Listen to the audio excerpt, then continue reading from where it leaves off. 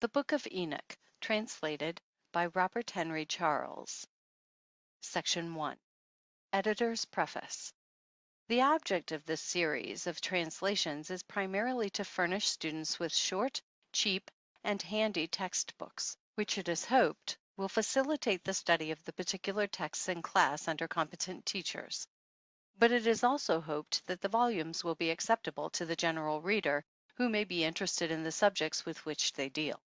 It has been thought advisable as a general rule to restrict the notes and comments to a small compass, more especially as, in most cases, excellent works of a more elaborate character are available.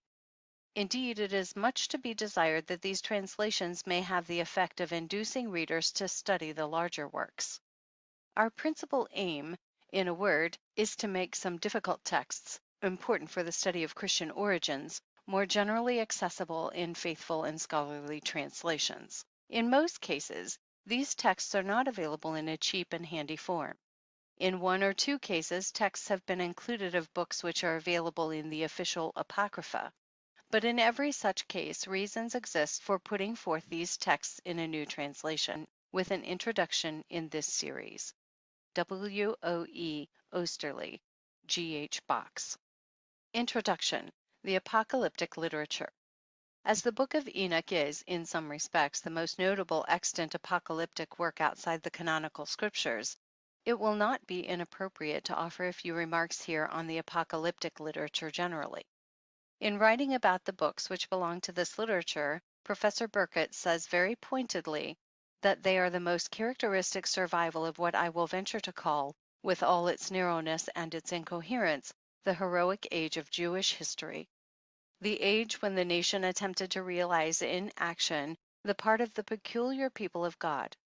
It ended in catastrophe, but the nation left two successors, the Christian Church and the rabbinical schools, each of which carried on some of the old national aims.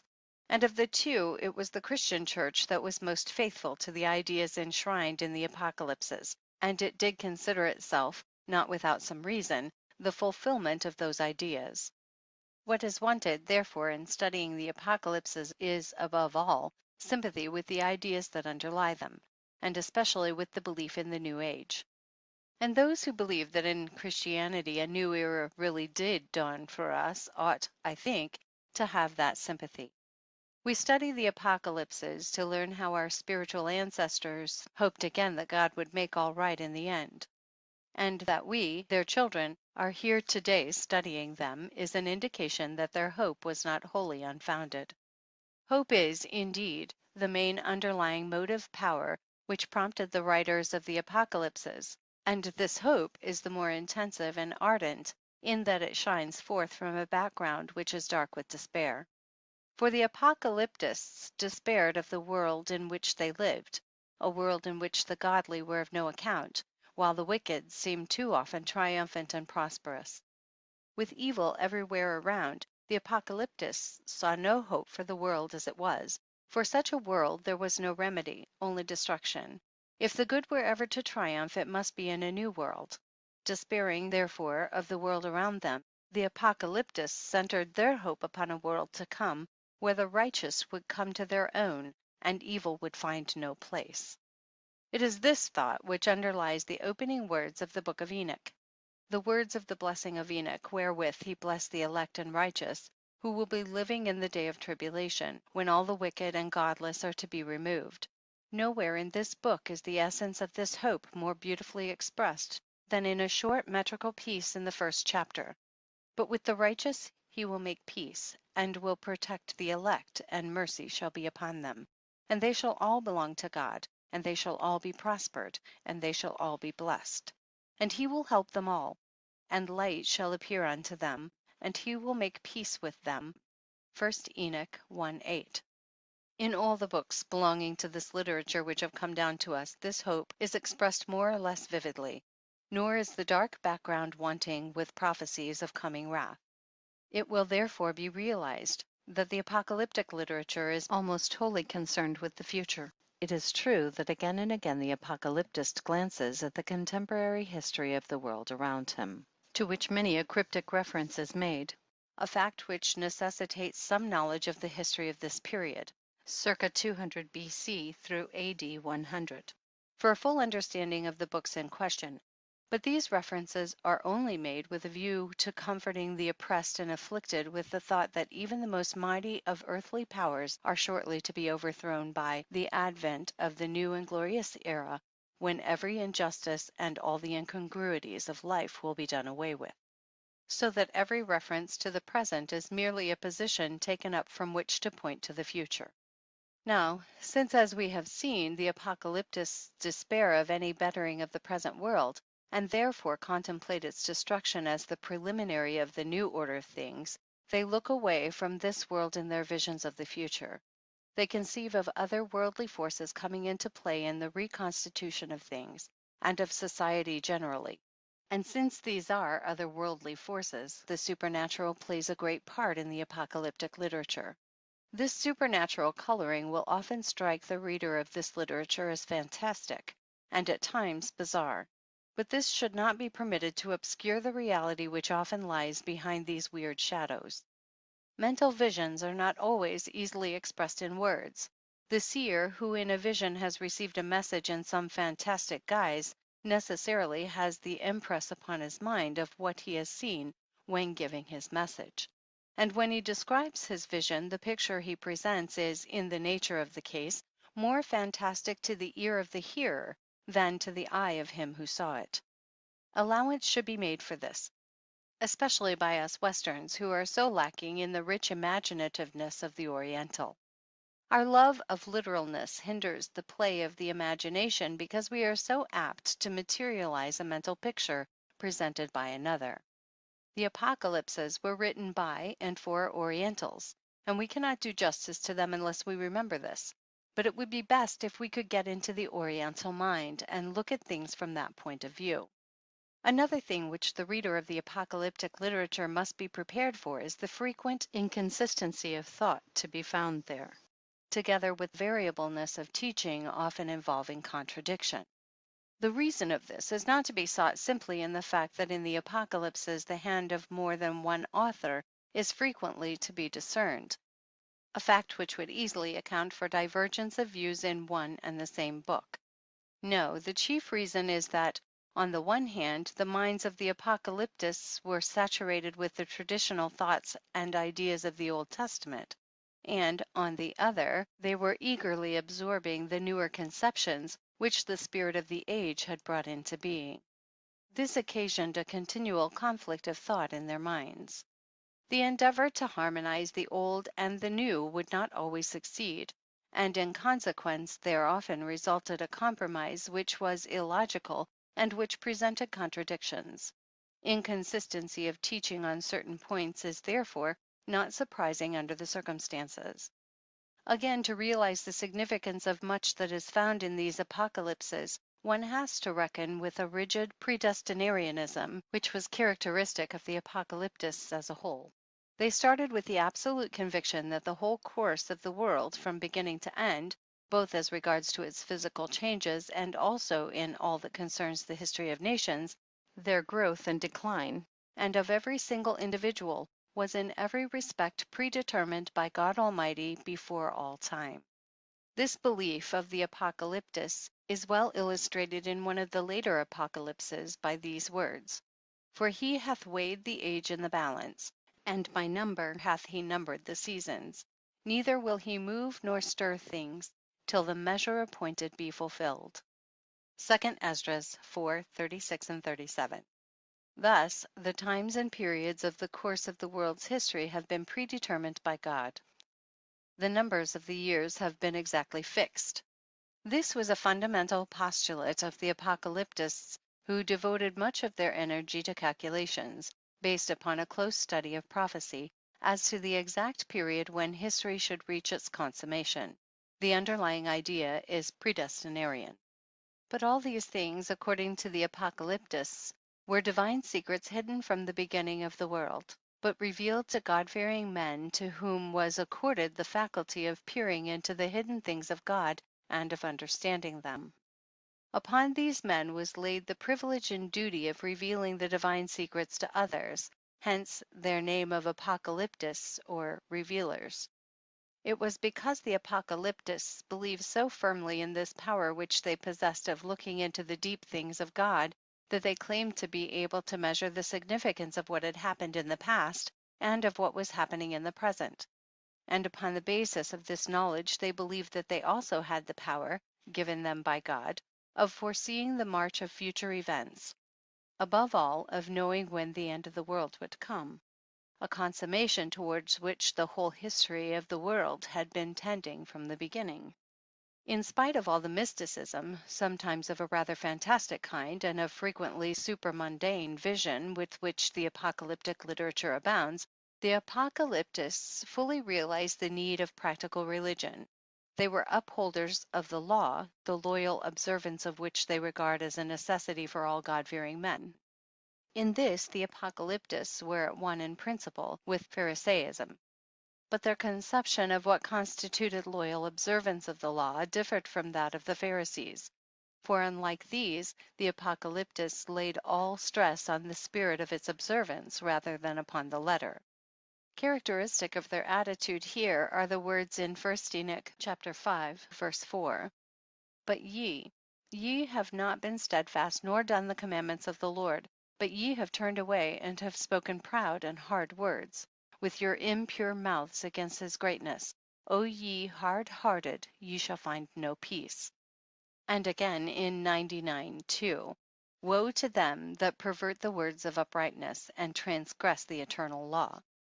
We do not find in this literature that insistence on the literal carrying out of the minutest precepts of the law which was characteristic of Pharisaism.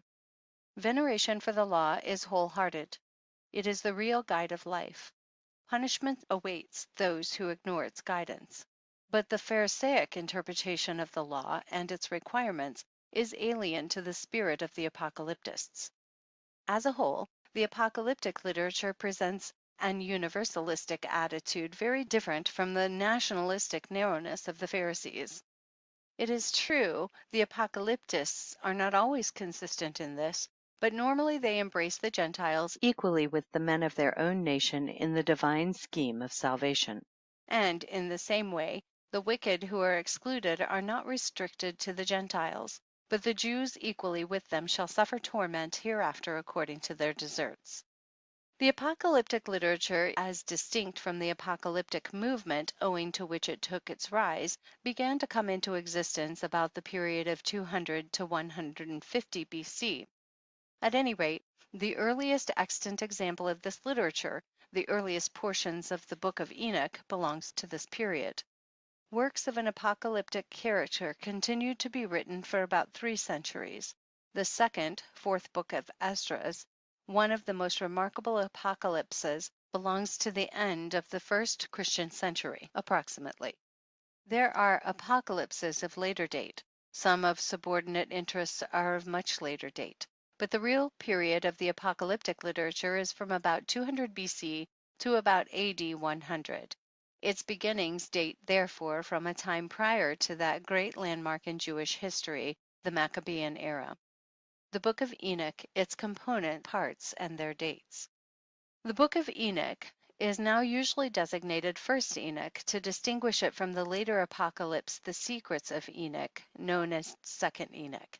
The former is also called the Ethiopic Enoch, the latter the Slavonic Enoch, after the languages of the earliest versions extant of each respectively.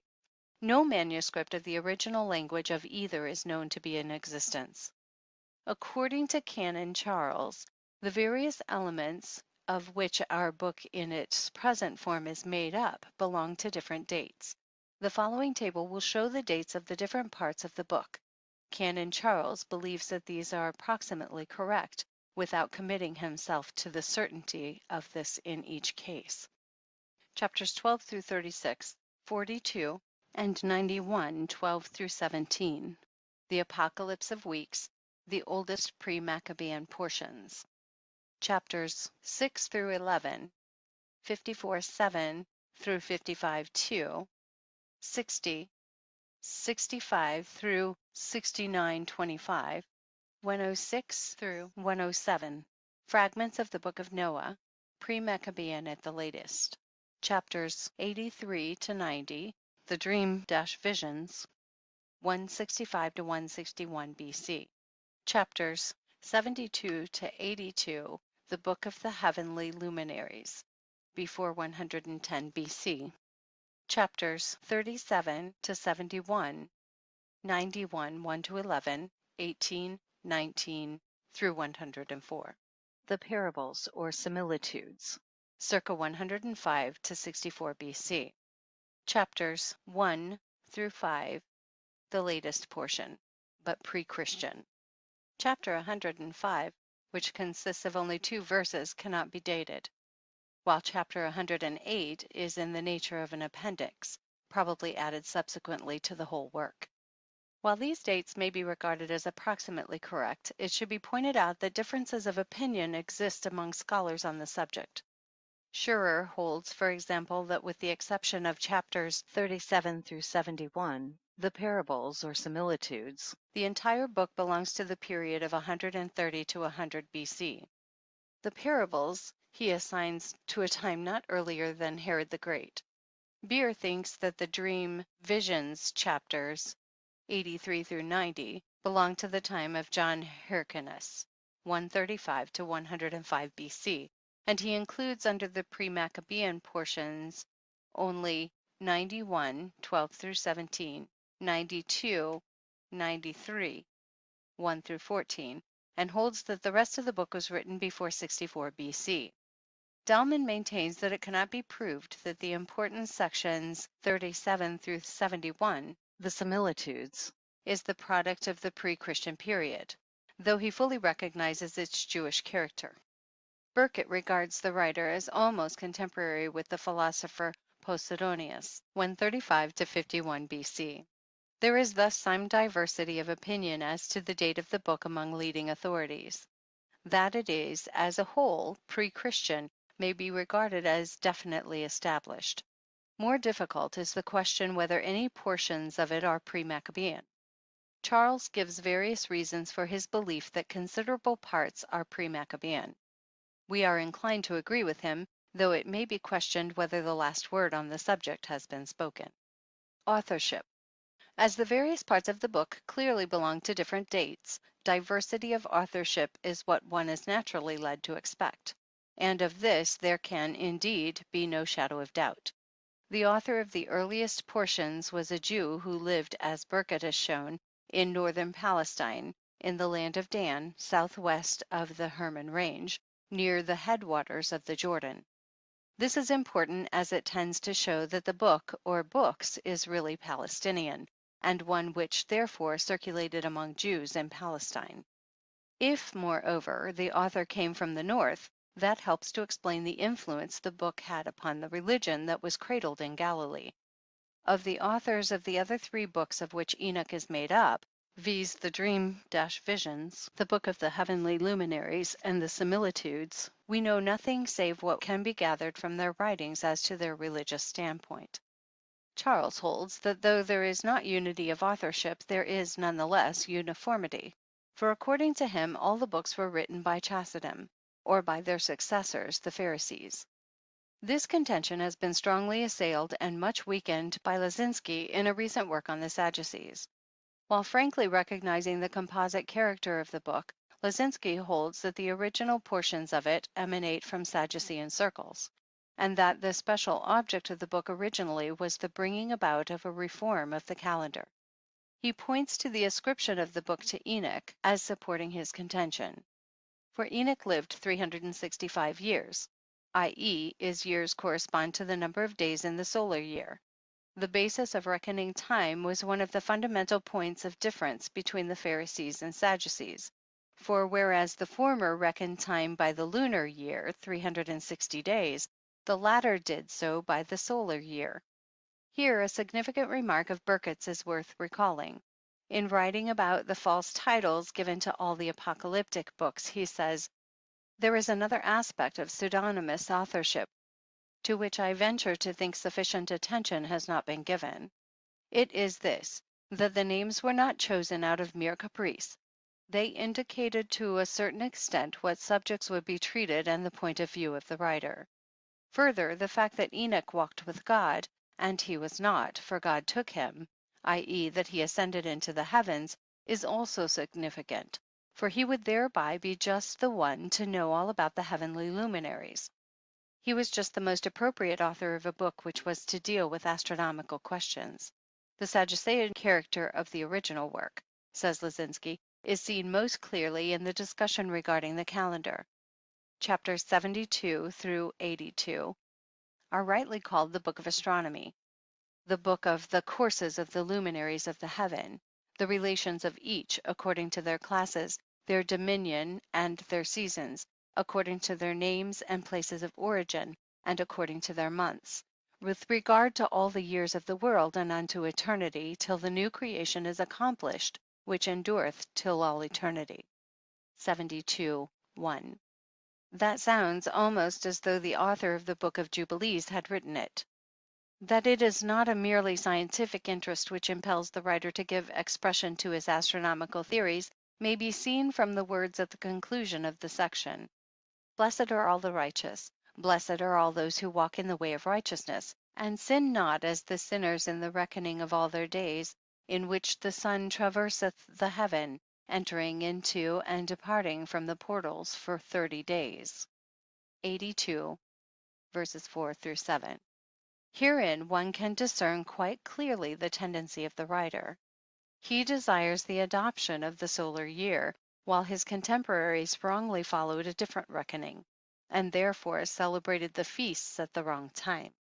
The sinners who sin in the reckoning of the year are the Pharisees, and the righteous ones who are blessed, the Zedekim, who walk upon the paths of righteousness, Zedek, as the name is made to imply, are the Sadducees. The point may appear small to us, but we may compare it with the Quartodeciman controversy in the Church during the 2nd century. It is, at any rate, a strong point in favor of the Sadducean authorship of the Book of the Heavenly Luminaries.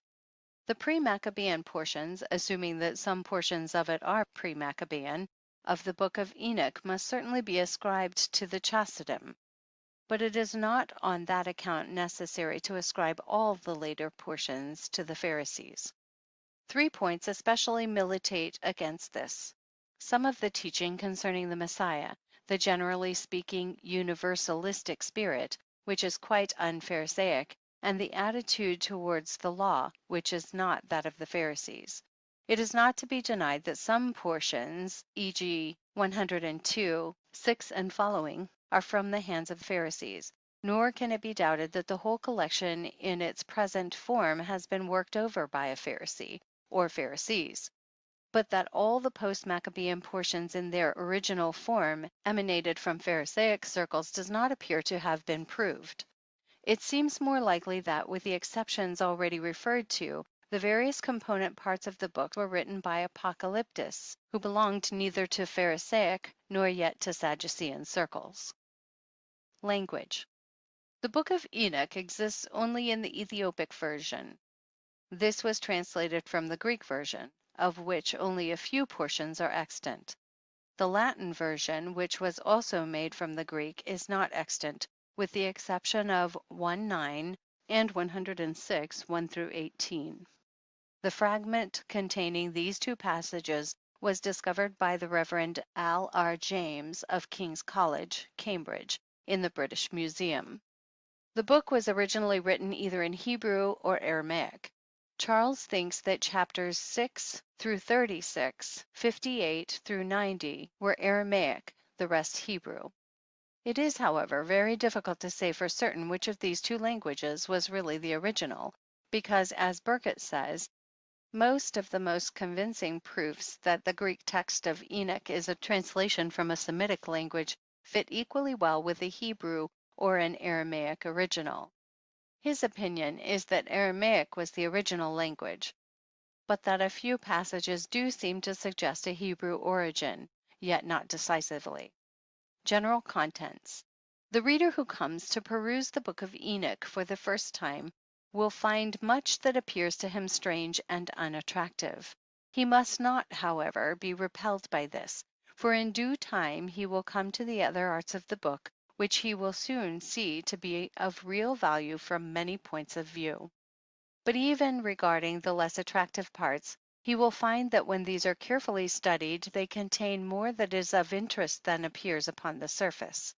Unfortunately, the opening portion, 1 through 36, which is naturally read first, contains a good deal of the least important parts of the whole book.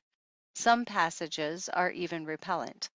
It is well to remember the point already referred to, that there are at least 4 quite independent books included in the Book of Enoch, exclusive of certain Noah fragments and other pieces.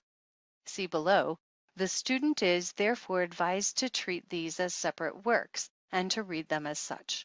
There is no reason to begin with the book which happens to come first, especially as the first 36 chapters do not all belong together.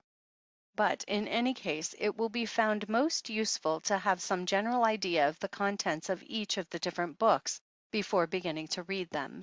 For this purpose, a brief resume of each is given here. 1. The Book of Enoch, chapters 12 through 36. The book begins with a dream-vision of Enoch.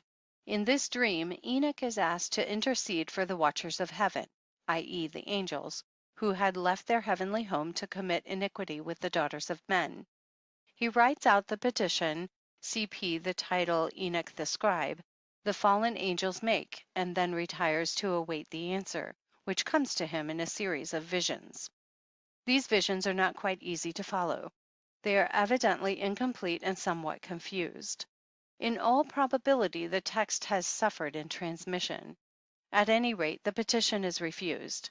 Enoch declares to the fallen angels the doom which, as he has been taught in the visions, is to be their lot. The final words of the message which he is bidden to give them are, "You have no peace." 12 through 16. There follow then accounts of the different journeys which Enoch makes, being conducted by angels of light through certain parts of the earth and through Sheol. After the account of the first journey, 17 through 19, a short enumeration is made of the archangels, 7 in number, and their functions, 20. In the second journey is described the place of final punishment of the fallen angels. This place is the prison of the angels, and here they will be imprisoned forever. From thence Enoch is taken to Sheol, then to the west, where he sees the luminaries of heaven. After that, the angels show him 7 magnificent mountains, upon one of which is the throne of God. He sees also the tree of life, which is to be given to the holy and righteous after the great judgment. From thence he comes back to the center of the earth and sees the blessed place, Jerusalem, and the accursed valley, 21 through 27. The book concludes with what appear to be fragments of other journeys, to the east, to the north, and to the south. Of special interest here is the mention of the Garden of Righteousness and the Tree of Wisdom, chapters 28 through 36. Much that is written in these chapters may appear pointless and uninspiring, but we must bear in mind the purpose that lies behind it all. The fallen angels were believed to have brought sin onto the earth. All the wickedness of the world the Apocalyptist traces back to them. This cause of sin must be wholly destroyed before righteousness can come truly to its own. Therefore, the Apocalyptist has a practical aim in view when describing in much detail the final place of punishment of the fallen angels. For here, too, are to come all those who by sin are the offspring of this race. No less does he delight in telling of the abode of joy prepared for the righteous. That all these descriptions were constructed out of the imagination of the Apocalyptist, based largely, no doubt, upon popular tradition, did not detract from their practical value for the people of his day. He was a preacher of righteousness who looked forward in absolute conviction to the final overthrow of sin, and all his visions have as their motive power the yearning for and belief in the triumph of righteousness over sin. One of a like mind wrote later on, in a kind of preface to his book, these significant words, which sum up the essence of the teaching of this book: "And destroy all the spirits of the reprobate, and the children of the watchers, because they have wronged mankind. Destroy all wrong from the face of the earth, and let every evil work come to an end. And let the plant of righteousness and truth appear. and it shall prove a blessing. The works of righteousness and truth shall be planted in truth and joy forevermore. 2. The parables. Chapters 37 through 71. There are 3 parables or similitudes, and they all have as their underlying thought the destruction of evil and the triumph of righteousness, as in the preceding book. But here some new and important elements are introduced which give special value to this book. The first parable, 38 through 94, is a prophecy of coming judgment upon the wicked, and especially the kings and mighty ones on the earth. On the other hand, the apocalyptist sees in his vision the abode and resting places of the righteous who are continually praising the Lord of spirits. This is the usual title given to God in this book. Here occurs the first mention of the elect one, Luke 23, verse 35. In the presence of the Lord of spirits there are also the 4 archangels, and innumerable companies of other angels. Here he learns many secrets of the heavens. A fragment on wisdom, 42, which recalls some passages in Eclus 24, comes in the middle of the secrets and is clearly out of place. The second parable, 45 through 57, continues the same theme and further develops it. Of special importance is the sitting of the elect one on the throne of glory as judge, chapter 45, verse 3, and the mention of his title, Son of Man, chapter 46, verse 2. The thought of the vindication of the righteous is marred by their joy at vengeance upon the wicked. A particularly striking passage is chapter 48, 1 through 7, which speaks of the inexhaustible fountain of righteousness reserved for the holy and elect in the presence of the Son of Man and of the Lord of spirits. The apocalyptist prophesies further of the repentance of the Gentiles, chapter 1, an universalistic note of significance, and speaks of the resurrection of the dead in a notable passage. And in those days shall the earth also give back that which has been entrusted to it, and Sheol shall also give back that which it has received, and hell shall give back that which it owes. The parable ends with an account of the judgment, followed by 2 short passages on the last struggle of the heathen powers against Israel, 56, 5 through 8, and the return from the dispersion, 57, which do not appear to be in their original place. The third parable, 58 through 71, has clearly suffered largely from the intrusion of alien matter, and is probably incomplete. Its main theme is the final judgment upon all flesh, and especially upon the great ones of the earth. The judge is the Son of Man. Some of the passages which speak of the future reward of the righteous are full of beauty. The following is well worth quoting. And the righteous and elect shall have risen from the earth, and ceased to be of downcast countenance, and they shall have been clothed with garments of glory, and they shall be garments of life from the Lord of spirits. And your garments shall not grow old, nor your glory pass away before the Lord of spirits. A large Noah fragment comes in the middle of the parable.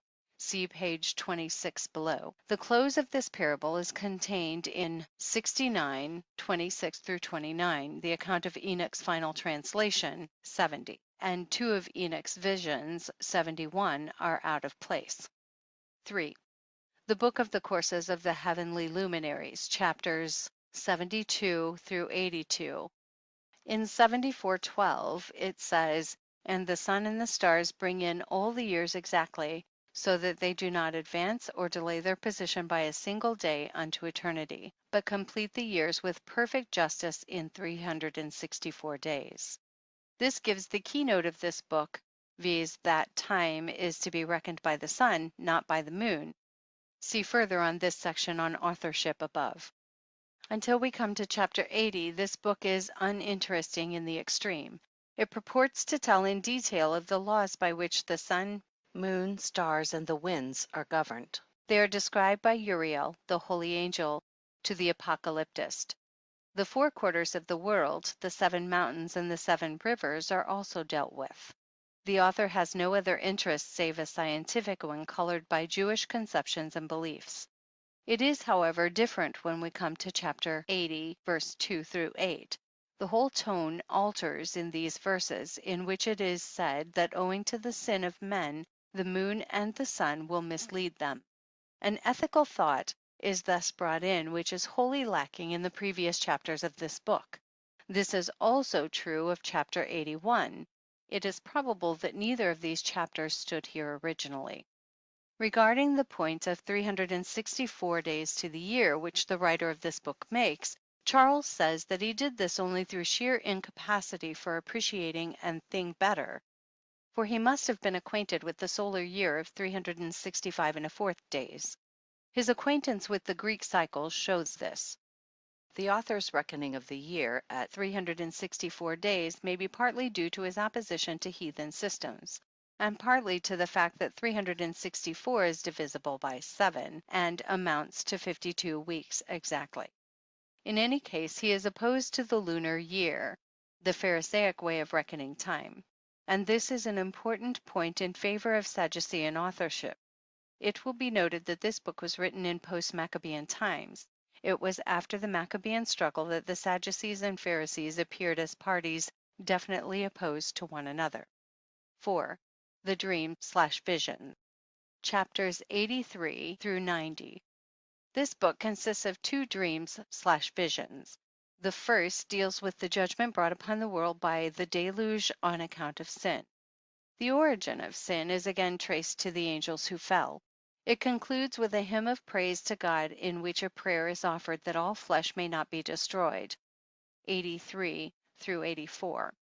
The second dream/vision is much longer. It gives in brief outline the history of the world to the founding of the Messianic kingdom. First, the patriarchs symbolized by bulls, etc. 85. Then the fallen angels, also described in symbolic language, and their punishment, 86 through 88. The history then proceeds to deal more specifically with Israel from the time of Noah to the Maccabean revolt, 89 through 90, verse 19. Throughout the dream-vision, symbolic language is used. The faithful in Israel are spoken of as sheep, while the Gentiles are symbolized by wild beasts and birds of prey.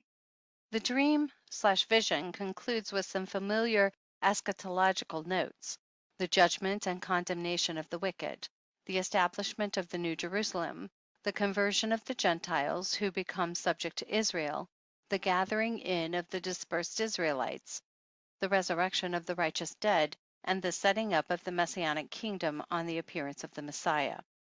90, 20 through 38. 5. The concluding section of the book. 92 through 105, 91, verses 10, 18, and 19 also belong here. Is a complete, though short, work. But there are some obvious interpolations, and it is quite possible that some parts of the text are dislocated. This makes the understanding of the book difficult, but if we follow Charles's guidance here, the difficulties will disappear. He says that this concluding piece has in some degree suffered at the hands of the final editor of the book, both in the way of direct interpolation and of severe dislocations of the text. The interpolations are 91, verse 11, 93, verses 11 to 14, 94, 7d, 96, verse 2. The dislocations of the text are a more important feature of the book. They are confined, with the exception of 93, verses 13 to 14, and of 106, verse 17a, which should be read immediately after 106, verse 14, to 91 through 93. All critics are agreed as to the chief of these. 91, 12 through 17 should undoubtedly be read directly after 93. Taken together, 93, verse 1 through 10, 91, 12 through 17 form an independent whole, the apocalypse of weeks, which has been incorporated in 91 through 104. The remaining dislocations need only to be pointed out in order to be acknowledged.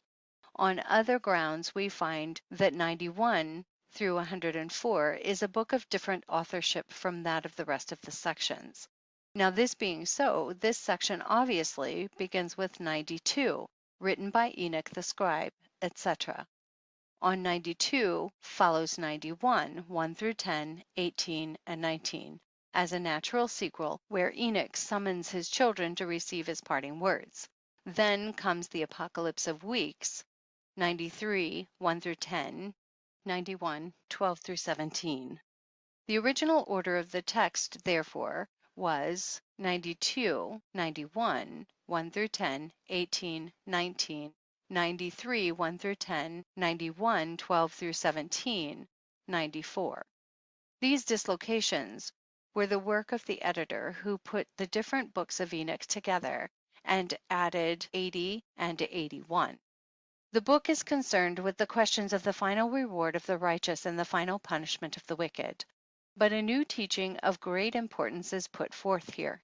Hitherto it had been taught that although much incongruity and apparent injustice were to be found on this earth, owing to the suffering of the righteous and the prosperity of the wicked, nevertheless all things would be righted in the world to come, where the wicked would receive their deserts and the righteous would come to their own.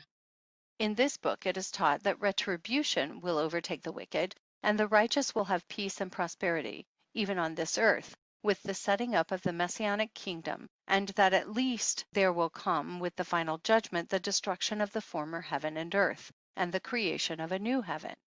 Then will follow the resurrection of the spirits of the righteous dead who will live forever in peace and joy, while the wicked will perish everlastingly. The important point, which is a development, is the idea of the punishment of the wicked taking place on this earth, the very scene of their unrighteous triumphs. 6. The Noah fragments. 6 through 11, 57, 7 through 55, 2, 9, 65 through 69, verse 25, 106 through 107. These fragments are not of much importance. The main topics touched upon are the fall of the angels and sin among men in consequence, judgments on mankind, i.e., the deluge, and the preservation of Noah. The first 5 chapters are generally felt to be as late as any part of the whole collection. They deal with the punishment hereafter of the wicked and the blessedness of the righteous. Chapter 108, which reads like a final word to the whole collection, touches upon the same theme. The importance of the book for the study of Christian origins. This is a subject which cannot be thoroughly appreciated without studying the book in detail, especially from its doctrinal standpoint, and seeing in how many aspects it represents the doctrine and the popular conceptions of the Jews during the 2 last pre-Christian centuries. To do this here would involve a far too extended investigation. It must suffice to indicate a few of the many points which should be studied. From these it will be seen how important the book is for study of Christian origins. Charles says that the influence of 1st Enoch on the New Testament has been greater than that of all the other apocryphal and pseudepigraphical books put together.